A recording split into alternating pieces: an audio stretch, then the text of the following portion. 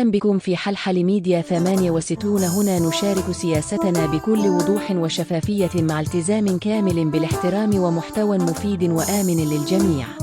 ما تنسوا متابعتنا والاشتراك بالقناة.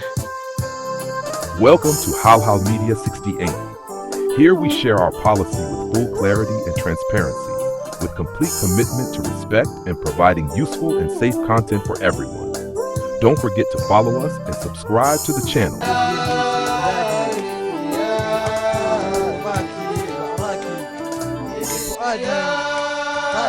يشدو ربيعا في تراتيب سماكي وأنادي يا بلادي يا بلادي يا بلادي يا بلادي يا وردة يعشقها أحبتي. السلام عليكم ورحمة الله وبركاته. سلام بكل غرعات عالم كوينكم نزم دبزت كاتاتل زلهم كبرات حوات مجمرتا خمتلمون لباوي سلامتاي كقربالكم يفتو خابو بمغصان نلوم حيزلكم متيا زلخو مدب بزعبا زينا ቋንቋ عرب زملكتيو ኣብዚ ሶሻል ሚዲያ ብሓፈሻ ብፍላይ ኣብዚ ቲክቶክ ዝቀነየ ብዛዕባ ናይ ቻሌንጅ ናይ ቋንቋ ዓረብ ኣየድልየናን እዩ ዝብል በቶም ሙስሊምን ኣካላት ወይ ድማኒ ብሙስሊምን ወገን ቋንቋ ዓረብ ዝበሃል ኣየድልየናን እዩ ኣብ ኤርትራ ዝብል ቻሌንጅ ወይ ድማኒ ኣባሃህላ ክንሰምዕ ቀኒና ብጣዕሚ ዝሕፍርን ዝሕንኽን እዩ። ስለዚ ብዛዕባኡ የገለ ነገር ክብለለ መጀመርታ ግን እዛ ቪድዮ نسمعها مو بدحريو نع سمعنا قال نجر كنبلينا مالتي انتاي تمخنيات نتوم ارتراويان بفلاي تجري ودك تجري يوم عرب زبلو يزبلكم انتاي تمخنيات عرب زبلوم انتاي نابنت زي حق يكونن قلبكم حق رح زبلاي جن ولا يكون بال انتاي تمخنيات سلام انتاي يوم عرب ندلي زبلو بارترا انتاي تبلسخا بتناتك قمت مات ما قدنا يكونن كل سب مسايخ السمامة عجين انتايو إذا أمصل النتيو سب دس نخبلو اتخالي بهيرات قي كوري إذا سقيل كا يا جماعة مطراق روحو لي يدبي مطراق طري يدبي زبهالا لو بتجري مسلا ما عارف أنا بتجرينيا يفلطوني ودا حاجة يخطر جمال كاي خيلي نخال ناتو زي كدن نخال كالوت كخدن ايكلينيو وي كان نخال معقر زي كدن نخال كالوت معقر كخدن ايكلينيو معناتها قال بقى تركم زلنا حج انتاي مسلكا الزوم في الله بزحات احواتنا تقليت ناي تجري خم تزبلكو مبزحتهم عرب قلي زبلو ازي سقل كاسب دس نخبلو سب نخفت فتوانا سب زوم راسيستي يخيبلو زوم أسلاما لو بهيرات زوم نداخل تعرخ تنايوم أنا حوابيسي حانتي خابتي خالق بهير تمرعيو عباي كاب كالق بهيريا حاتناي كاب كمزية قربيتنا الديفاتنا يا زي بلوتيكا يخونن نتتجري تحت مدري أصفير وازلو لومي تجري دايركت كده مستوى التجرينيا توادر زقبايو السلطان يكون بزحي يكون بزخونه يكون. السلام عليكم ورحمة الله وبركاته. بدقام تملسكم على قوات كمزي كنسمعوا دسنا احنا بعل ود حجاج بعل ود حجي ابناي سام شكر كيدهم بزعبا قانكو عرب عيد لنانيو قانكو عرب تقرأت رحم زليو تقرأت رحم زاربو قال زبالا بهلا مسروتو جيجا زخونه بهلايو مغنياتو تاريخ اندحرا كنوكس خيلنا زي قانكو عرب كم اوفيشال لانجويج نخوخون اب 1952 زغبروا تقرأت راي ديكونو بملؤ مسلمين حبرتسب اتوم مهوران زبال اكلاتهم عبيت عدد زبالتهم مرحت هيمانه زبال اكلاتهم شعو صلوتو زنبر اكلات كاب ጫፍና ጫፍ ኤርትራ ዝነበሩ مسلمين تاكيبهم يوم زي قانكو عرب نعنا يقدسنايو بفلاي كامني نمسلم حبرتسب نسيو كترنفنا نسيو خراخبنا نزخل يلوم بحبار كندمنتاي زاكل واغان مسواتن كفيلم كندي وردن دايبن كندي نغرات تماغيتومن كندمنتاي زاكل واغا خفيلم يوم نزي قانقازي اب 1952 كلتن افتنا هاغراوي قانقاو افتنا هاغراوي قوام ويدماني كونستيشن ከም ዝጸድቅ ገይሮሞ ማለት ስለዚ እዚ ትግረ ጥራሕ እዩ ዝደልዮ ትግረ ጥራሕ እዩ ዝዛረቦ ኢልካ ኣዝበሃላ መሰረቱ ካብ ፍልጠት ቁሩብ ናይ ፍልጠት ሕፅረት ክህልወካ ክእል ኣለዎ ኢለ ዝግምግሞ ምክንያቱ ንድሕሪ ተመሊስካ ታሪክ ተወከስ ኣብቲ ናይ ኣርባዕታት ዝነበረ 50ታት ዝነበረ እዚ ቋንቋ ዓረብ ዝበሃል ክንምንታይ ጽልዋታት ነይሩ ክንምንታይ ዝኣክል ዕዉዝ ዝኾነ ስራሓት ይሰርሕ ነይሩ ኢልካ ንሕራ ሓሲብካ ብሓፈሻው ነቲ ኤርትራ ቅርጽ ናይ ኤርትራ ንክሕዝ ኤርትራ ንክትህሉ ንክትቅጽል ኤርትራ በቃ ከም ኤርትራ ኮይና ክትቅጽል ዝገበረውን እቲ ቋንቋ ዓረብ ክንምታይ ዝኣክል ግደ ከም ዝተጻወተ እቲ ታሪክ ባዕሉ ይምስክሮ እዩ እዚ ጥራይ ደይኮነ ኣብ ሕብራት መንግስታት ኣሜሪካ ወይ ድማኒ ኣብ ቅድሚ ውድብ ሕብራት ሃገራት ንመጀመርታ ግዜ ብቋንቋ ዓረብ ንእዛን ዓለም ዘስምዑ ሼክ ኢብራሂም ሱልጣን ብቋንቋ ዓረብ እዮም ብምንም ተኣምር በቃ ቅድሚሲ ብቋንቋ ዓረብ ሳብ ሕቡራት መንግስታት ብምንም ተኣምር ኣይተዘርበን ስለዚ እዚ ከዓ በቃ ቶም ምስኡ ዝነበሩ ወከልቲ በሎም ካልእ በሎም ብምልኦም እንታዮም ጽልዋ ክንምታይ ጽልዋ ከም ዝነበሮም የረደካ ማለት ስለዚ እዚ ቋንቋ ዓረብ ዝበሃል ዘሎ ኣየድልናን ዝበሃል ዘሎ ብሙስሊም ሕብረተሰብ ናይ ብሓቂ እዚኦም ፓራሳይት ኦፍ ናይዞም ትግርኛ ተዛረብቲ ትግርኛ ወይ ድማ ኣመንቲ ክርስቲያን የይልየ ዝግምቶም ምክንያቱ ናቶም ጽግዕተኛታት ኮይኖም እዮም ስምዑኒ ምክንያቱ በቃ ናትካ ገዲፍካ ዘይናትካ ምንፋቅ እየ ዝብል ኣነ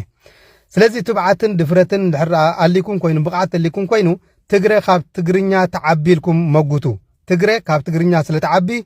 ኦፊሻል ላንጉዌጅ ናይ ኤርትራ ወይ ድማኒ ኣብዛ ኤርትራ ትግረን ዓረብን እዩ በቃ ኦፊሻል ላንጉዌጅ ኢልኩም ደመኩቱ ክንሕግዘኩም ወይ ድማ ሳፖርት ክንገብረኩም ተደይ ኮይኑ ግን በቃ ትግርኛን ትግረን እዩ ዓረብ ዝበሃል ኣይድለና እዩ ተኻሊ ቋንቋ ከንታይ ክብለካ እዩ ጽባሕ ንጎ ተኻሊ ብሄር ከንታይ ክብለካ እዩ እዚ ትግረን ትብሎ ዘለካ ሕጂ ትምካሓል ዘለካ ትግረ ኣይድለና እንተልካ እንታይ ክትብሎ ጽባሕ ንጎ ስለዚ ኩሉ ዝሕበነሉ ነናቱ ቋንቋ ኣለዎ ኩሉ ዝሕበነሉ ነናቱ ቋንቋ ስለ ዘለዎ እቲ ናተይ ቋንቋ ጥራሕ እዩ ክዕብልል ዝኽእል ዝብል ኣባህላ እንድሕራ ሓሳብ እንተዳሊኩም ኮይንኩም እዚ ከይተበገዝኩም ፍሽላትኩም ማለት ፍኮርስ ንስኹም ንትግራይ ትውክሉንኹም ሕብረተሰብ ትግራይ እውን ኣይትውክሉንኹም ስለዚ እቲ ቋንቋታት ኣብ ኤርትራ ዘሎ ቋንቋታት ናይ ደው ቋንቋታት ኮይኑ ንብምልኡ ክጥርንፎ ዝኽእል ግን በቃ ዓረብን ጥራሕ እዩ ስለዚ ኣይትርከሙ ስለዚ ትግረ ናይ ብሓቂ ክብሪ ኣለና ብቋንቋ ትግረ ኣብ ሕብረተሰብ ትግረ ክብሪ ኣለና ስለዚ ድፍረትን ትብዓትን ጌርኩም ትግረ ካብ ትግርኛ ስለ ዝበልጽን ስለ ዝዓብን ኣብ ኤርትራ በቃ ከም ካልኣይ ላንጉዌጅ ኦፊሻል ላንጉዌጅ ኣብ ኤርትራ በቃ ትግረን ዓረብን ኢልኩም ድሕራ መጉይትኩም ህዝቢ ኤርትራ ብምልኡ ካብ ጫፍ ናብ ጫፉን ክስዕበኩም ይኽእል ክድግፈኩም ይኽእል እዚ ገዲፍካ ግን ዓረብ ኣየድልየናን እዩ በቃ ንሕናስ በቃ ትግርኛን ትግረን እዩ እንድሕር ክትብል ኮይንካ ግን መን ኮይንካ ካኽብለካ ትኻልእ ብሄርካ እንታይ ቋንቋ የብሉን ስለዚ ቋንቋ ከዕብኻ ኣይደ ክደሊ ማለት ስለዚ እዚ ውድቀትኩም ባዕልኩም ኣይተኣውጁ ስለዚ እንድሕር ከምኡ ኮይኑ ከዓ በቃ 8-9 ሕብረተሰብ በቃ ኣብ 9 መቐልካ ኣብ 8 መቐልካ ነናተይ ቋንቋ ከዕብለኒ ኢልካ በቃ እቲ ሙስሊም ሕብረተሰብ ብዳሩ ተጥፈሉ ማለት ስለዚ ብዋዛን ብፈዛዛን ኣይኮነን ተገይሩ እዚ ቋንቋ ዓረብ ብመጽናዕቲ ዝተገብረ ጉዳይ ስለዚ እዚ ቋንቋ ዓረብ ዝበሃል ነቲ ሙስሊም ሕብረተሰብ ብሓፈሻ ብፍላይ ነቲ ሙስሊም ሕብረተሰብ ብሓፈሻ በቃ ንኤርትራ ሲ በቃ እዚ ቋንቋ ዓረብ ኣገዳሲ እዩ ተባሂሉ ኣብ ቁጠባ ኣብ ፖለቲካ ናይ ብሓቂ ኣነ እዞም ከምዚኦም ዓይነት ተሓስቡ ሰባት ኣነ ኣይነው ብምንታይ ክርደውን ኣነ ክርዳእኒ ይክእልኒ ስለዚ እቶም ኣብ ኤርትራ ዕድል ዘይረኸብና ቋንቋ ዓረብ ክንምሃር ዕድል ዘይረኸብና ሕጂ ንምሃሮ ኣለና ኮርስ ንወስዶ ኣለና ምክንያቱ እዚ ግዴታ እዩ ደቅና ከዓ በቃ ብዓረብ ኢና ክንምህሮም ብዓረብ ከም ዝምሃሮ ኢና ክንገብር ስለዚ ኩሉ ኤርትራዊ ብፍላይ ሙስሊም ሕብረተሰብ ከምዚ ክሓስብ ዘለዎ ተደይ ኮይኑ ግን እዚ ሲልካ ናይ ፀቢበ ተሓሳስባ ንሕና መባል ኮይ ትግርኛ ብደረጃ ዝውድቕና ዘሎ በቃ ta ኤርትራሲ በቃ ብምስሊ ትግርኛ ክስራሕ ተሓሲባ 34 ዓመት በቃ ፍሽለ ተጋጢሙ ውርደ ተጋጢሙ ትግርኛ እንታይ ገይራ ርኢና ብጀካ ክትጻረፈላን ብዘይካ ክትደርፈላን ካልእ ክትምዕበለላ ርኢና ትግርኛ ብትግርኛ ዝማዕበለ ሕብረተሰብ ኣሎ ኣብዚ ሃገር ትግርኛ ስን ካብ ጫፍ ናብ ጫፍ ክመሃር ከማን ኣይተኻለን ስለዚ እቲ ንሕና ዝብል ኣንነትን ትዕቢትን ኣብ ከምዚ ደረጃታት ተውዲቁና ብናይ ትግርኛ ትዕቢትን ትምክሕትን ሕጂኻ ተመሊስኩም ስኩም ከዓ ከምኡ ክደግሙን ምሕሳብኩም ናይ ብሓቂ ዝሕፍርን ብጣዕሚ ዘገርምኒ ማለት ስለዚ ሓፈሻዊ እቶም ንዓኹም ዓረብ በቃ ዓረብሲ ከምዚ ንኽትምሃርዎ ንኽትክእልዎ ዝገበሩኹም መምሃራን ኣብ ኣንደርግራውንድ እዮም ዝሰቀዩ ዘለዎም 30 ገለን ዓመት ንዚኦም ኢኹም ትኽሕድዎም ዘለኹም ኣበይ ለውቶም ትማሊ ዝምሃርኹም ብቋንቋ ዓረብ ኣብ 94 ክንምታይ ዝኣክል ናይ መምሃራን ናይ ዓረብ ቋንቋ ዓረብ ክንምህሩ ኢሎም ዘይተኣደነ ዋጋ ከፊሎም ካብ ዝተፈላለዩ ሃገራት ዝበለጸ ስራሕ ገዲፎም ንዓኹም ከምሁሩ ዓዳትዮም ንዓኹም ኣምሂሮም ከዓ በቃ ተጨውዮም ብስርዓዚ ኣብ ጸልማት ዓለም ይነብሩ ለዚኦም ክሒድኩም ግን በቃ ቋንቋ ዓረብ አይድለና እንትብሉ ለኹም ዘሕፍር ነገር ብጣዕሚ ዝገርም ነገር ስለዚ ናይ ብሓቂ ፓራሳይት ኦፍ ትግርኛ ይትኹኑ በቃ ጽግዕተኛታት ናይ ትግርኛ ተዛርብ ትግርኛ ይትኹኑ ስለዚ በቃ ትግሬ በቃ ካብ ቋንቋ ትግርኛ ስለተዓቢ ኣብ ኤርትራ በቃ ቋንቋ ትግርን ቋንቋ ዓረብን ይበሉ ደፊርኩም ግን ከተብዒ ኣይትኽእሉን ኢኹም ነዚ ኣተቢዕኩም ደፊርኩም ክትብሉ ኣይትኽእሉን ኢኹም ታይዳ በቃ ያኸ ቁርበይ ተሓፍሩን በዓል ይከኣሎ ምስ በዓል መሓር ተስፎ ምስ ቢኣይ እዞም ሰባት እዚኣቶምስ ናትኩም እንታይ ባለ ገዲስዎም ናትኩም ቋንቋ ገዲስዎም ናትኩም ዕቤት ገዲስዎምስ ምዞም ሰባት እዚኣቶም በቃ ወጊንኩምስ አንጻር ትኻል ሕብረተሰብ ክትኮኑ ቁርበይ ተሓፍሩን ያኸ ቁርበይ ቁርብ እምሮ ይብልኩም እንድኹም በዓል መዓሪ በዓል ተስፎ መሓሪ እንታይ ክብልኹም ይውዕሉ ኣለዉ እንታይ ክብልኹም እዮም ዝውዕሉ ዘለዉ ናብ ሓቂ ፈትዮምኹም ድዮም ተዝፈትኹም ነይሮም ሸኽ ሻዕባን ኣብ ኣንደርግራውንድ እንዳተሳቀየ እዚ ኩሉ ሙስሊም ሕብረተሰብ ወፂኡ ድምፂ እንዳሃበ ሓንቲ መዓልቲ ድምፂ ሂብ ይፈልጥ መሓር ተስፎም ንምንታይ ዳ ትግረ ኣሕዋትና እንዲዮም እዞም ኣብ ጸልማት ዓለም ዝሰቀዩ ዘሎ ኣሕዋትና እንዲዮም ኢሎም ስኒ ንምንታይ ዳ ድምፂ ክኾኑ ዘይከኣሉ ያኸ ቁርብ ውፁ ካብቲ እንታይ ድበሃልስ ውፁ እንታይ ዓይነት ኣረዳዳ እዩ ዘለኩም ኣነ ክርዳእኒ ይክእልኒ ስለዚ ትግርኛስ በቃ ንትግረሲ በቃ ትግርኛ ጥራይ ዝሓልየሉ ክበሃል ሰሚዕና ዘሕፍር ነገር እዩ እዚ ኩሉ ካብ 91 ጀሚሩ ኣብ በዓል ከረን ኣብ በዓል ጊንዳዕ ተተሓፊሶም ዝኣተው መሻይኽ ዑለማ ምሁራን ፖለቲከኛታት መራሕቲ ሃይማኖት መማህራን ናይ ቋንቋ ዓረብ እዚኦም ብምሎም ብጅምላ ተተሓፊሶም ናብ እስር ቤት ካኣትውን ከለዉ ትግርኛ ትግረሲ በቃ ኣካልና ስለ ዝኾነስ ንምንታይ ኢሉ ድምፂ ሂቡ ያኸ ቁርብ ዘይተሓፍሩ ኣታ ክንደይ ትደኽሙኩም ክንደይ ተሓምቆ ኢኹም ስለዚ እዚ ከፋፊልካ ምግዛእ ዝበሃል ነገር ኣይተረዳእኩም ንስኹም በዓል መሓር ተስፎኦም ንዓኹም ሓልዮም ዘይኮኑስ በቃ ነቲ ሙስሊም ሕብረተሰብ ከምኡ ገይሮም ክባታትንዎ ስለ ዝዘለዩ ጥራሕ ካልእ ኣይኮነን በቃ ፈላሊኻ ግዛእ ናይቲ ስርዓት እስያ ዝኸዶ ዘሎ ኸይዲ ንሱ እቲ መስመር ሒዞም ዝኸዱ ዘለዉ ሰባት እዮም እዞም ሰባት እዚኣቶም እኮ በቃ መሳርሕቲ ናይ ህግደፍ እኳ እዮም ንስኹም ግን ኣይርዳእኩምኒ ስለዚ ናይ ብሓቂ ኣነ ከምዚ ዓይነት ደረጃ ምድማኒ ተስፋ ዝነበሮም ደሓንዮም ትብሎም መንእስያት ከምዚ ደረጃ ወዲቖም ክትርን ከለኻ ብጣዕሚ ኢኻ ትግረም ማለት እዩ ስለዚ ነዚ ሕብረተሰብ እዚ ኣይትኸፋፍልዎ እቲ እቶም ጸላእቲ ዝኸፋፍልዎ ዘለዉ ይኣክል ነዚ ሕብረተሰብ በቃ ቋንቋ ዓረብ ኣየድለየካ ናየድልየንን ይበል ንውልቅኻ ትግረ በቃ ትግረ ዝበሃል ንምስኒ ንህዝቢ ትግረ ወኪልካ ህዝቢ ትግረ በቃ ቋንቋ ዓረብ ኣየድልየናን ማለት ግን ጽባሕ ንጎጊን ከቢድ ዋጋ ዝኽፍል ነገር እዩ ምክንያቱ ነዚ ሙስሊም ሕብረተሰብ ከምዚ ጌርካ በቃ ጭብዳሩ ብትንታኑ ክተጥፎ ትደልልኻ ማለት እዩ ስለዚ ንውልቅኻ ቋንቋ ዓረብ ኣይተድልየንካ ትግርኛ ተዛርብ ተድልኻ ወላ ዝደለኻዮ ቋንቋ ተዛርብ ንትግረ ወኪልካ ግን ከምዚ ክትብል ኣይትኽእልና ትግረ ኣዝዩ ሕፉርን ዘይድፈርን ሕብረተሰብ እዩ ነዚ ጉዳይ እዚ ከዓ ዋጋ ከፊልሉ እዩ ትማሊ ኣበይ ሞ ያኸ ነዚ ዘንዝ መድረኽ ዝስኒ እንኳዕ በቃ ብሂወት ሃልዮም በዓል ሸኽ እብራሂም ሱልጣን እንኳዕ ይምርኣይዎ እንኳዕ በዓል ዓብድልቃድር ከቢረ ይምርኣይዎ ንምንታይ ዋጋ ድዮም ከፊሎም በዓል ዓብድልቃድር ከቢረ ያኸ ታሪኾም ዘይተንብቡ ንስለ ሓደ ብሄር እዮም ዋጋ ከፊሎም ንስለ ሓደ ቋንቋ እዮም ዋጋ ከፊሎም ንስለ ክብርታቶምን ንስለ መሰሎምን እዮም ስለዚ ንስኹም ግን በቃ እዞም ዘይተኣደኑ ትማሊ ዝመሃሩኻ ቋንቋ ዓረብ ንኽትክእል ዝገበሩኻ ትማሊ ኣብ ዝብፃሕ ዘብፅሑኻ መምሃራን ንዓቶም ድምፂ ኣክንዲ ምዃንስ ንዖም ገዲፍካ ንዖም ምኽሓድ ግን ናይ ሞት ናይ ውርደት እዩ ስለዚ ብዙሕ ንሰማዕ ኣለና እዚ ጉዳይ እዚ ደው ክብል ክኽእል ኣለዎ ንሕና ምስ ቋንቋ ኣይኮነን ፀገምና ንሕና ምስ ኣተሓሳስባ ናይ ስርዓት ስያስ ኣተሓሳስባ ናይ ስርዓት ስያስን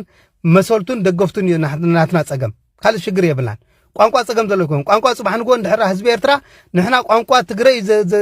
ዘማዕብለና ቋንቋ ትግረይ ዘዋፀና እንድሕራ ኢሉ ኣብ ምርጫ ጽባሕ ንጎ ቋንቋ ትግረይ ክምህርፅ ይወርሃን ሽግር የብሉን ቋንቋ ትግርኛ እዩ ዘዋፀና እንተዳይሉ ቋንቋ ትግርኛ ክመርፅ ቋንቋ ዓረብ እዩ ዘዋፀና ቋንቋ ዓረብ እዩ ዘማዕብለና ዘዕብየና እንድሕራ ኢልኻ ቋንቋ ዓረብ ክመርፅ እዩ ስለዚ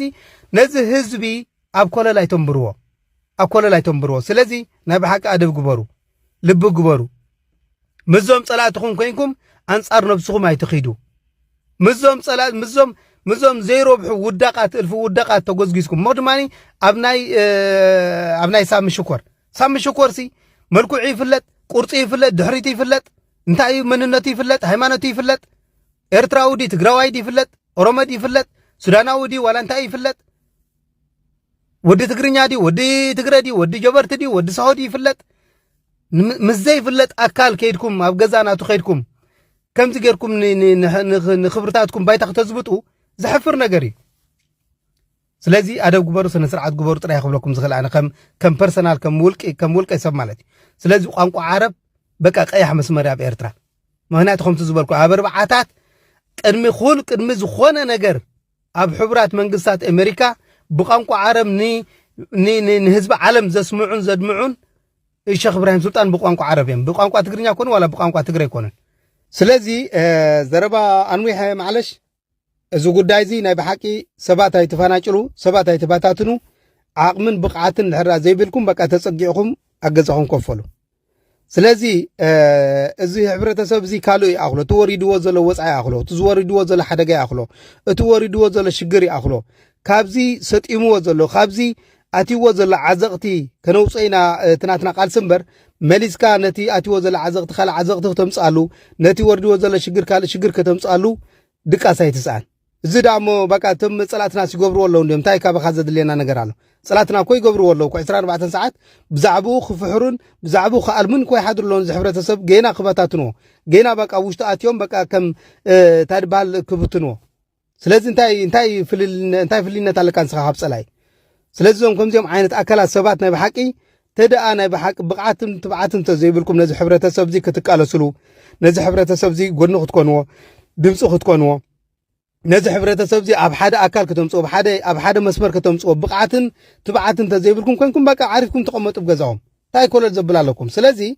ናይ ብሓቂ ከቢድ እዩ ብጣዕሚ ከቢድ ዝኸይድ ዘሎ ኩነታት ኣነ ብዛዕባ ዝተዛሪብ ይፈልጥነ ግን ሎሚ ግን ተዳሪኸ ግን ነዚ ጉዳይ እዚ ስቂልካ ምሕላፍ ብጣዕሚ ከቢድ እዩ ማለት ስለዚ ኩሉ ሰቡን ዓገብ ክበሃል ክኽእል ኣለዎ ዓገብ ክብል ኣለዎ ዋላ ሓወይ ይኹን ወዲ ሓጃጅ ዋላ ሽሕ ግዜ ዘኽብሮ እንታይ ባህ ዝገብሮን ይኹን እምበር ዋላ ሽሕ ግዜ ወደበይን ይኹን ኣብዚ ጉዳይ እዚ ግን መሰረት ሱቕ ኢለ ይርአኒ ዋላ ኣቦይ ይኹን ኣቦይ ምክንያቱ ብዛዕባ ሕብረተሰብ ብዛዕባ ናይ መጻእ ሕብረተሰብ ጸልማት ናይ መጻእ ሕብረተሰብ እዩ ታርባ ዝገብር ዘሎ ማለት ስለዚ ነዚ ጉዳይ ሱቕ ኢለ ክርኢ ይክልኒ ዋላ ሓወይ ወድና ይኹን ስለዚ ከምዚ ዓይነት ተበጉሶታት ክንወስድ ክንክእል ኣለና ወዲ ሓጃጅ ኣካልና እንዲዩ ወዲ ሓጂ ሓውና እንዲዩ ክስቶ ፍላን ከምዚ በሃል ነገር የለና ኣብ ፖለቲካ ሓውኳ ይኹን ወድንኻ ይኹን ኣቦኻ ይኹን ጌጋ መገዲ ኸይድ ተዳሪኻ ዓገብ ጥራይኻ ክትብል ዘለካ ነዚ ክትብል ንሕራ ዘይክልካ ግን ስኻብቲ ፖለቲካ ኣምሩን ኣይትፈልጠናኻ ማለት እዩ ስለዚ እዚ ከዓ ንዓና ብደረጃ ዝውዲቕና ዘሎ ትማሊ ኣቦታትና ብሓጎታትና ዝኸድዎ ዝነበረ ኸይዲ እቲ መስመርናቶም ሒዝና ክንከይድ ስለዘይከኣልና ጥራሕ ኣብ ደረጃ ዝውዲቕና ዘለና ስለዚ ተመለሱ ንድሕሪ ተመለሱ ተወከሱ ታሪኽ ኣንብቡ ታሪኽ ፍለጡ ነዚ ንድሕራ ክትፈልጥ ዘይክልካ ግን በዛ ብናይ በዓል መሓር ተስቦም ወላ ሓንቲ ኣፍልጦ የብሎም ገለ የብሎም እልፊ ደናቑር እልፊ ጭቃ ርእሶም ብኣቶም ክታባል ክትገብር ትውዕል ማለት ስለዚ ናይ ብሓቂ የኽብረኩም እዞም መንእሰያት ኩልኹም ግን ኣብ መጻኢ ናይ ሕብረተሰብ ግን ብምንተኣምር ዋጋ ዕዳጋ ዝበሃል ነገር የለን ምክንያቱ ብዛዕባ 30 ዓመት ብዛዕባ 100 ዓመት ብዛዕባ 50 ዓመት መደባት ሰሪዕካ ክትከይድ ክልል እንታይ ክመፅእ ይኽእል ዝሕብረተሰብ ዝልካ መደባት ሰሪዕካ ክትከይድ ኣለካ ልዕሊኡን ክንዱን ልዕሊኡን እዮም እዞም ፀላእትኩም ከይዶሞ ዘለዎ ኸይድ ማለት እዩ ስለዚ ናይ ብሓቂ ብጣዕሚ ዘሕፍርን ዘገርምን እዩ እዚ ጉዳይ እዚ ግን ናይ ብሓቂ ትግራይ ይኹን ሰሃ ይኹን ካልእ ይኹን ብዘይገድስ እዚ ጉዳይ እዚ ደው ክብል ክኽእል ኣለዎ ዓገብ ክበሃሉ ክኽእሉ ኣለዎም እዞም ሰባት እዚኣቶም ዓገብ ክበሃሉ ክኽእሉ ኣለዎም ፅባሕ ንጎ ህዝቢ ዝመርፅ ሽግር ዘለዎ ይኮነን ህዝቢ ኮፍ ኢሉ ኣብ እንታይ እዩ ዝሕሾ እንታይ እዩ ዘዋፅኦ እንታይ እዩ ዘዕብዮ እንታይ እዩ ዘበልፅጎ ብምልኡ በቃ ብዲስካስ ዓይነት ብታድባል ደረጃ ብሃገር ደረጃ በቃ ፅባሕ ንጎ ህዝቢ ክመርፆ እዩ ሽግር ዘሎ ይኮን ደስ ዝበሎም ቋንቋ ክመርፁ እዮም ህዝቢ ንሕና ግን ኣብ በፃሕና ከይበፃሕና ንጠፋ ኣለና ሕብረተሰብ ይጠፋ ኣሎ ሸኽ ሻዕባን ተረሲዑ እዞም ኩሎም መምህራን ተረሲዖም እዞም ኩሎም መሻይኽ ተረሲዖም ኣሕዋት ቁሩብ ኣይተሓፍሩን ቁሩብ ኣይተሓስቡን ብዛዕባ እዚኦም ጥራሕ ይቆም ዝግባእና ቃልስና ስለዚ ዝሕፍር ነገር እሞ ኣሕዋት ለቦሙ የኽብለኩም ዝኽእል ስለዚ ኣንውሕልኩም ሎማዓንቲ ዝነበረት ንመደብ እዚኣ ብካልእ ትሕሶ ክሳብ ድመፀኩም ኣሰላሙ ዓለይኩም ወረሕመቱላሂ ወበረካቱ